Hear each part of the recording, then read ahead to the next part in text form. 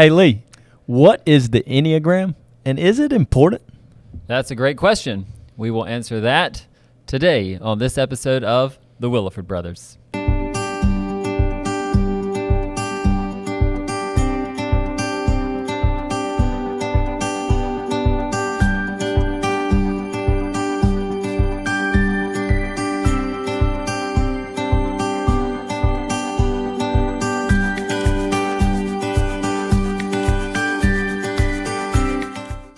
Welcome back to another episode of The Williford Brothers. We are your show hosts, Luke and Lee Williford.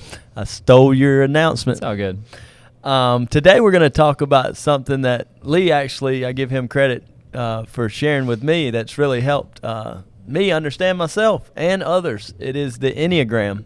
Tell us a little bit about what is the Enneagram, and just so you know, today's episode is going to be more on like leadership and life and how that impacts your laundromats. Absolutely. Exactly. So several years ago, I came across something called the Enneagram. To some people, that word is like voodoo, and to some people, it is like new age self-actualization kind of stuff. For me personally, the Enneagram is a personality type finder. It is broken down into 9 different types. Those are numbered 1 through 9. And it just allows you to identify which one of those 9 personality types you are most closely associated with. And of the many systems that are out there, Myers-Briggs, there's several personality type metrics that help us understand who we are. To me, this one is the best. And the point of it is so that you can know who you are, know what your strengths are based on your personality, how you make decisions, what motivates you, and also to be aware of what weaknesses that can lead to, so that you're mindful of that. As a believer, to me, that's my sin nature. So the more I understand about why it is that I think in certain ways or behave in certain ways, the better I can prepare myself through the power of Christ to live a godly life. And so to me, this is an important part of that. It is in no way, whatever religion you are, you can use it for your own purposes. But that is what it is for me. And I use the Enneagram Institute's website, which is very informational, very thorough. They are pretty much the source which other websites reference because they have spent years and years diving into this and creating the language, shaping it, and I just think it is a powerful tool to know and understand yourself so that you can be a better leader, so that you can be a better husband, wife, father, son, whatever, friend, whatever it is, and so that you can have empathy towards other people. Yes. And in leadership, I think in our day, there is a lack of understanding. I think we all kind of want to be very self-righteous in dealing with other people. We want them to be more like we are because we are the way everyone should be. And God help us if everyone were like me, or if everyone were like Luke. It takes all types, and so learning to know how someone is wired, why they make the decisions that they do, just based on assumptions, can really help dealing with other people, with your personal relationships, with the people that you lead. We always talk about system weaknesses and people's strengths, so knowing and understanding what someone is good at and how they are motivated can help us make sure that we don't burden them with some sort of responsibility that would make them uncomfortable, and finding someone who is more comfortable in such a role or such a position or with such responsibilities makes sense, and that is good leadership. So we can talk about the 9 types. So how do you find your type? Yeah, so I'm going to cut you off first. Yeah, so there is a test. There are free tests online. Just do a nice little Google search, free Enneagram test, and you can take those. And once you take it, you'll probably end up with 2 or 3 of these numbers, of the 9 types that you are strongest in. Take your top 2, read through the descriptions of those, and one of them will pop out pretty significantly. I remember taking it and had a conversation with our mom, and I said, I feel like somebody has opened my head and peered into the depths and written this about me. Exactly. So me too. I am a 5. I'm a 3. Luke's a 3, and we have, I think, all but one type in our immediate, or I guess 3 types in our immediate family, and then with our spouses, we cover the gamut. So it's just so there's a lot of it's us. really good for personal development. And if you really want to know someone better, your wife or a close friend or your brother, a family member, have them take the test, and you guys take it together and have fun with it. But it really helps you start to understand the person a little bit better and have that empathy. Yes. And you'll see their strengths, because in each one of these there's strengths, and Yes. in each one there's weaknesses. Mhm. And it points out your weaknesses as well, my weaknesses. So when I was reading through the 3, and the 3's the achiever, there's a lot of great things about the 3, but there's a lot of also weaknesses that the 3 has, or that the 3 needs to be prepared to set guardrails against. So it gives you that. And one of the things I did with our marriage is I had my wife take it, and she's a 9, I believe, which is the peacemaker. And then they actually on the Enneagram Institute website actually say what challenges, why you got together a 3 and a 9, how you in work, relationship together, what that looks like. how you work best together, and then what weaknesses and struggles you may have. And it was literally my wife and I reading this, and it was like our biography of our marriage. And I know a lot of people are thinking, just reading into it, it's called the self-fulfilling prophecy or bias. And I have read through every relationship type in relationship, this number in relationship with that, because I'm a 5 and I'm the investigator, so I have to learn everything there is to know about it. And yeah, they are all so specific and so individual. It's pretty incredible. I mean, it's not like you read 10 of them and you say, oh, well, these 3 could be me. No, I mean, it's like, whoa, yeah, my wife's a 1. We read the one about the type 1 and the type 5, and it's pretty mind-blowing. Yeah. It is. So we challenge you to take this. In personal development, it helps you get to know yourself. And then it also helps you get to know others and understand others and see the why behind who that person is. But let's walk through them. So the 1 is the reformer, the rational, idealistic type, principled, purposeful, self-controlled, and a perfectionist. Yep. It's so funny. Just even in how they list all of these adjectives, you can tell that like they put the perfectionist at the end. They want to include it because if they put it first, which it should be, they would offend some people. Yeah.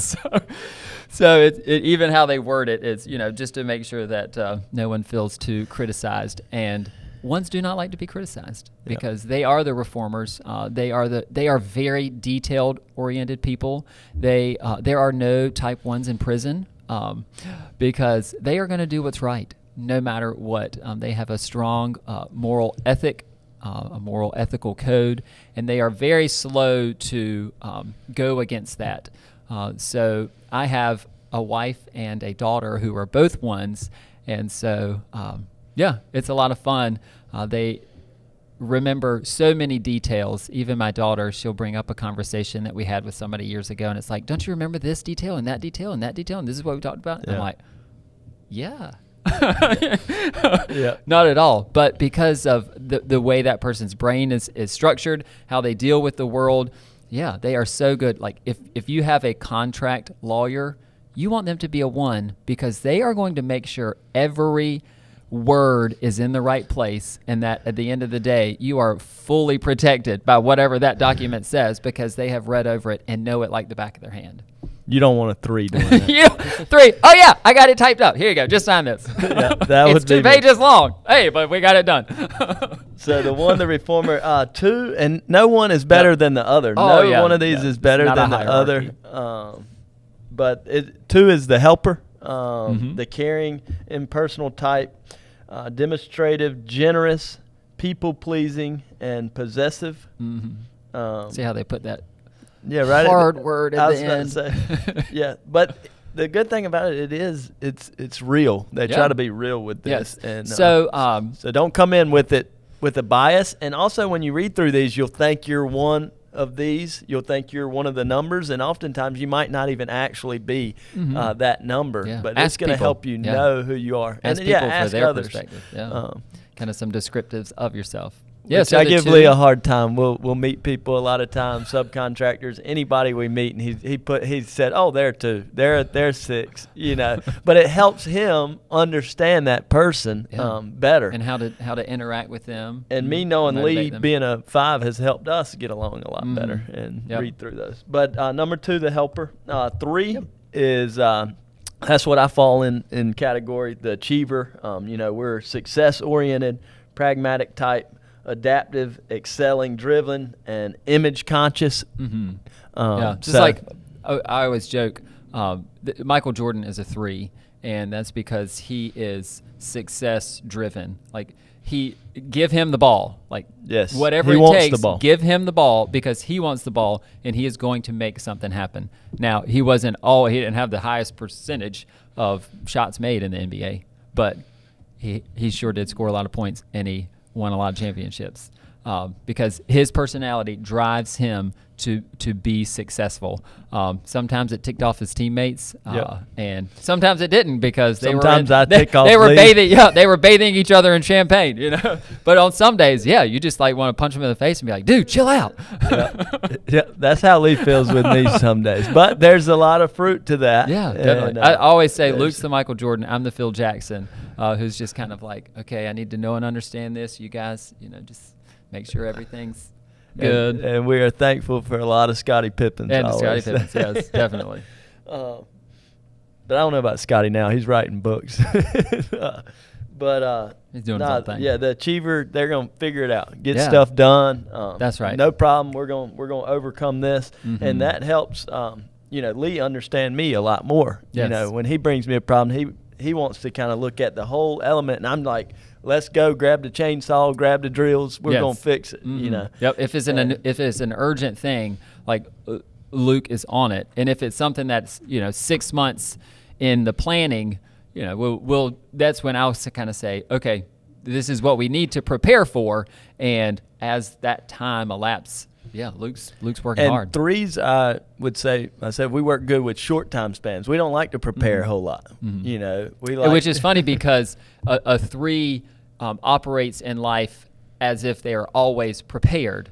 So the opposite of that is a 6 who never feels prepared, so they always have to keep themselves prepared. Yeah. They live in a bunker, by the way. But there's a lot of things you have to watch out for. Workaholic, being too driven. Not prioritizing properly your time and family and different things. So I've read all about the 3 to try to understand myself better, and it's really, really helped me out. Yep. Number 4 is the individualist, the sensitive, withdrawn type, expressive, dramatic, self-absorbed, and temperamental. Yep. At least they saved the negatives again for the last few descriptors. They're honest, though. Yeah. Individuals get a bad rap because they are very cerebral, kind of like the 5, which we'll talk about. But they love to look at what's beautiful. They love to see and feel and sense the world rather than think about it very logically and with distinction. For them, there's a lot of gray, which some of the numbers need those people with gray, like 1s or so or 8s, and so they are your artists. They create beautiful things. They make paintings. They create film. They just know and understand beauty, I think, in a really neat sense. Because for me, everything that's beautiful comes from the Lord, and so for them to be able to point that out is great. So if you are married to a 4 or work with a 4, just know and understand that they are emotional, and so you just have to be conscious of that. Yes. Make sure that they take a step outside of themselves, and that they engage with the world around them, so that they don't stay kind of locked up with themselves. Yeah, I think you have to be intentional about checking in on a 4. They like text messages. I'm close with a 4, and I will tell you, like text messaging better, and you have to bring them out. You have to like encourage them. You know, but like Lee said, they are introverted. So you do have to pull them out a little bit to engage with them a little bit more. So moving on, To the best. To Lee, 5, the investigator. Lee is going to, whatever you bring to him, he is going to think about it. Think about it. Exactly. Deeply. Exactly. That's why I just pat myself on the back for getting him to do this podcast, because I was like, we're doing this. Come on. Yes. I did think about it a lot and then agreed to it. But the intense, cerebral type, perceptive, innovative, secretive, and isolated. Yep. So I'm just, again, thankful that they put the positive adjectives before they put the negative ones. The only one they didn't put negative adjectives is the first one, and I know why, because you said they can't take it. They couldn't handle it. So 5s are, some famous 5s are Mark Zuckerberg and Bill Gates. Both of those are CEOs of really big companies. They are people who like to know and understand how the world works. And so for them, Facebook was born out of Mark Zuckerberg, who is an introvert, who's very cerebral, who's very intelligent. Bill Gates, of course, Microsoft, because he wanted to, create systems. I mean, he wanted to solve a problem, and so he, through his education and both through just his genius and foresight, started building computers and writing software. And now Microsoft is what it is today, because he wanted to know and understand how to solve a problem. We are definitely why people. We like to ask the question why, so we like to know and understand why things are, why we think the way we do, why the Enneagram is a good thing. Yeah. So we ask a lot of questions. We think deeply about things, and sometimes we can get stuck there. So living in this world that we create in our minds, and we play it over and over again. And so we think in life that it has actually occurred. I always say I wrote the best-selling novel, the New York Times best-selling novel. I just haven't published it yet. Yeah. So if you're a 5, it's a great thing. Don't get stuck living inside your own brain. That's good. Yeah. Well, I know you mentioned a few famous 5s. Well, we've got an infamous 5, Lee Williford. Nice. CEO of the Wash House Laundromats. Lee has really helped, though, his nature and being the person that he is, how God created him. The 5 has really helped us plan long term, has helped us keep from making, quick financial mistakes or just mistakes in general. I'll come to you with ideas, and you're like, well, let's think about it first. And a lot of times we don't end up doing them, and that's the biggest thing. Or we end up doing them, but we think about it. I want to, we're going, and it really helps. Which speaks to partnering with someone who complements your personality. Sometimes people with like personalities are drawn together, and you just you speed up your own demise. Yes. Because you're both thinking the exact same way, rather than working with somebody who has complementary skills, a complementary personality type, so that you're playing off of each other, and you're advancing together. One another. Playing on each other's strengths. And I would say, off of what Lee's saying, if you're thinking about getting in a partnership in business or in anything, or marriage, take the Enneagram test and see and look at who you really are, and of course pray about it. But like Lee said, if you're the same, sure, I'm glad Lee's not a 3 and he's glad I'm not a 5. If we were 5, we'd be sitting in the office talking about this podcast we're going to shoot. And if we were a 3, we'd already be fighting. If we were 5s, we'd have much fewer stores. And if we were 3s, we would have a lot more stores and probably bankrupt. Exactly. So it works out. Yes. So let's move on to 6, the loyalist, the committed, security-oriented type, engaging, responsible, anxious, and suspicious. Yeah. So they are usually your conspiracy theorists. No, not not to minimize. These are excellent people. Our grandmother was a 6, and so these are people who are committed to other people. It's called the loyalist because they do have a committed nature. Whatever it is that they are connected to, surrounded by, they are committed to that. So if you are looking for people to stay with you long term, we have some employees who are 6s who have been with us for years because they are dedicated to what we do, and they find security in what we offer. They enjoy the culture that we have. They're also the people who are still wearing face masks in this post-COVID world because they're still a little bit anxious about and cautious about, contracting COVID because it's still out there.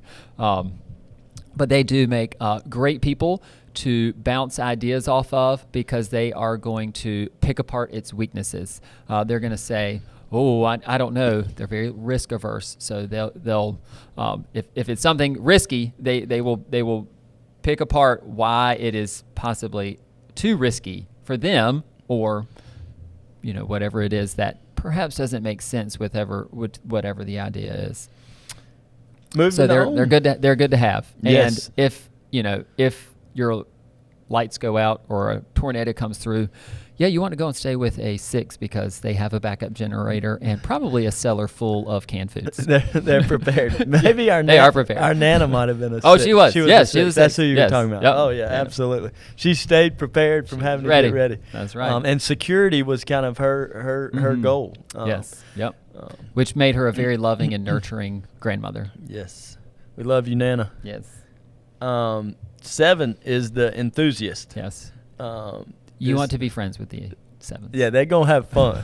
Yes. They might be broke, but they're going to have fun. The busy, fun-loving type, spontaneous, versatile, distractible, and scattered. Yep. Okay, so 7s are, we haven't talked about it because we're not going to get that deep, are in the fear wing, and so 5, 6, and 7 are all in that wing of the Enneagram. And so they are afraid of something bad happening to them. So out of that fear, they are constantly moving. They're foodies, like somebody like Anthony Bourdain. They're out there looking for something fun to do. So if you have a project that takes about a week, man, you want a 7 to do it. If you have a product that you need promoted, you want a 7 with a 6 wing who's going to be loyal to your product, to be out there just talking all about your product, because to them it will be the greatest thing for about a week.